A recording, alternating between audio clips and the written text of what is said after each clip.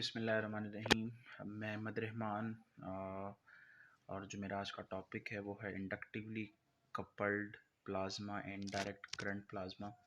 इसके बारे में हम डिस्कस करेंगे। ये दोनों इंस्ट्रूमेंट्स इस्तेमाल होते हैं डिफरेंट चीज़ों को चेकआउट करने के लिए कि हम डिफरेंट एलिमेंट्स को जब हमें आइडेंटिफाई करना होता है तो उसके अंदर हम इसको यूज़ करते हैं। तो उसमें सबसे पहला जो है वो हमारे पास वो है inductively coupled plasma. Inductively coupled plasma ये बेसिकली क्या करता है, इसका फंक्शन क्या है कि जो भी हम इसको सैंपल प्रोवाइड करते हैं, यानी कि कोई एलिमेंट का हमने सैंपल इसको दिया, तो ये उन एलिमेंट के सैंपल्स को पहले अलग अलग करता है और अलग अलग करने के बाद फिर उसको आयंस में कन्वर्ट करता है। फॉर एग्ज़ाम्पल हमारे पास एक सैंपल है वाटर का, और वाटर का फार्मूला आपको पता है कि H2O होता है। अब H2O जो है वो एक पूरा मॉलिक्यूल है। पहले इसका काम क्या होगा कि इसने उस मॉलिक्यूल को ब्रेक डाउन करना है, हाइड्रोजन अलग होगा, ऑक्सीजन अलग होगा। देन उसके बाद उसको आयनिक फॉर्म में कन्वर्ट करना होता है, यानी कि हाइड्रोजन के भी आयंस बनाएगा और ऑक्सीजन के भी आयंस बनाएगा, यानी कि चार्ज पार्टिकल उसको बनाएगा। और अब चार्ज पार्टिकल कैसे बनाना है इसने, चार्ज पार्टिकल इसको जाहिर सी बात है किसी भी चीज़ को आयन बनाने के लिए आयनाइजेशन एनर्जी की ज़रूरत होती है। तो आयनाइजेशन एनर्जी इसको दी जाएगी। वो किस फॉर्म में दी जाएगी, इसको हम लोग क्या करते हैं बेसिकली कि यहाँ पर देखें कि एटम्स और आयंस जो हैं वो एनर्जी को एब्जॉर्ब करेंगे। एनर्जी हम प्रोवाइड करेंगे in the form of temperature. Temperature हमने प्रोवाइड करना है तकरीबन 5500 से लेकर 6000 केल्विन टेम्परेचर तक हमने इसको प्रोवाइड करना है टेम्परेचर।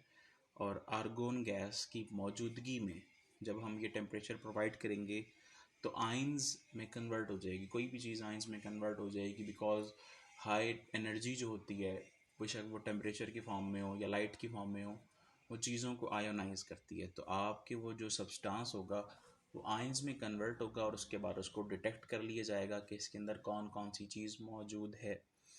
इसको हम यूज़ क्यों करते हैं, सबसे पहली बात कि जब हमने ट्रेस एलिमेंट्स को एनालिसिस करना होता है, यानी कि अगर आपके पास लेट्स सपोज कार्बन है, कार्बन के आइसोटॉप्स होते हैं, कार्बन 12, कार्बन 612, 613 एंड 614। अब कार्बन 612 जो है वो सबसे ज़्यादा अबंडेंस उसकी सबसे ज़्यादा है, लेकिन उसके साथ साथ कार्बन 13 और कार्बन 14 भी मौजूद हैं जो कि जस्ट ट्रेसिस की फॉर्म में है। तो हम लोगों ने जब ट्रेसिस को आइडेंटिफाई करना होता है तो हम इसको इस्तेमाल करते हैं। सेकंड नंबर पे ये बात कि ये इतना ज़्यादा पावरफुल है कि पार्ट पर बिलियन, पार्ट पर ट्रिलियन को भी ये रिकग्नाइज कर लेता है, यानी कि अगर मतलब बार छोटे से छोटा पार्टिकल भी हो कि ट्रिलियंस मतलब स्मॉलर हो ट्रिलियन टाइम्स, तो उसको भी ये डिटेक्ट कर सकता है। नेक्स्ट हमारे पास है direct current plasma. Direct current plasma इसकी थोड़ी सी एडवांस्ड फॉर्म है इंडक्टिवली कपल्ड प्लाज्मा की। इसके अंदर क्या होता है, बेसिकली दो एनोड्स इस्तेमाल किए जाते हैं और एक कैथोड होता है।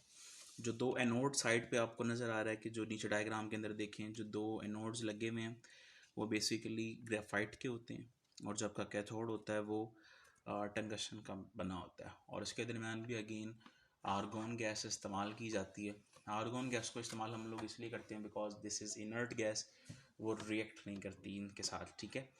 तो उसके अंदर अगर हम बात करें इसके अंदर और इसके अंदर टेम्परेचर का डिफरेंस है कि आपने यहाँ पर टेम्परेचर राउंड अबाउट 8000 केल्विन तक या उससे भी ज़्यादा एक्सीड करवाना होता है टेम्परेचर। जब इतना ज़्यादा टेम्परेचर मिलेगा तो डेफिनेटली बात है वही काम होगा कि आपका जो सब्सटेंस है पहले वो अलग अलग एलिमेंट्स के अंदर कन्वर्ट होगा, देन वो एलिमेंट्स आइंस के अंदर कन्वर्ट हो जाएंगे। इन वो मतलब दो एनोड्स और एक कैथोड के दरमियान ये वाई शेप बनाता है। ये देखें जैसा कि इस स्लाइड के अंदर दिखाया गया है, येलो कलर में वाई शेप बना रहा है।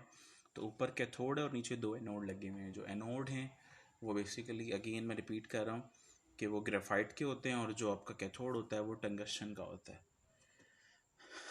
इसके अलावा हम इस्तेमाल क्यों करते हैं, उसकी जो एप्लीकेशंस हैं इंडक्टिवली कपल्ड प्लाज्मा की वो थोड़ी सी कम है, यानी कि वो जस्ट ट्रेसेस को आइडेंटिफाई करने के लिए आपके पास एलिमेंट कोई भी सैंपल मौजूद होगा तो आप उसमें से आइडेंटिफाई कर लेंगे। लेकिन ये जो है सबसे पहली बात कि जो टिश्यूज़ एंड सेल्स होते हैं जो कि बहुत ज़्यादा डीप स्टडीज़ होती हैं, आपके पास कोई सैंपल नहीं होता, आपने किसी चीज़ में से एक्सट्रैक्ट करना है पहले, और फिर उसके अंदर आइडेंटिफाई करना है। तो बोरॉन वगैरह आइडेंटिफाई किया जा सकता है टिश्यूज एंड सेल्स में से। नंबर 2 के काउस में से उनका ब्लड सैंपल लेके, यूरिन सैंपल लेके या मिल्क सैंपल लेके, इवन जो उसका मसल सैंपल होते हैं वो भी लिए जा सकते हैं। उसमें से भी आप ट्रेस मेटल्स जो वो इस्तेमाल कर रही होती हैं, मतलब काउस वगैरह या फिर जो जानवर होते हैं जो चारा खाते हैं, उसमें अगर मरकरी वगैरह की क्वांटिटी इस तरह की चीज़ें हों तो आप उसको भी इजीली उसमें से आइडेंटिफाई कर सकते हैं। और इसके साथ साथ कार्बन नैनो फाइबर्स को भी बनाने के लिए ये इस्तेमाल होता है।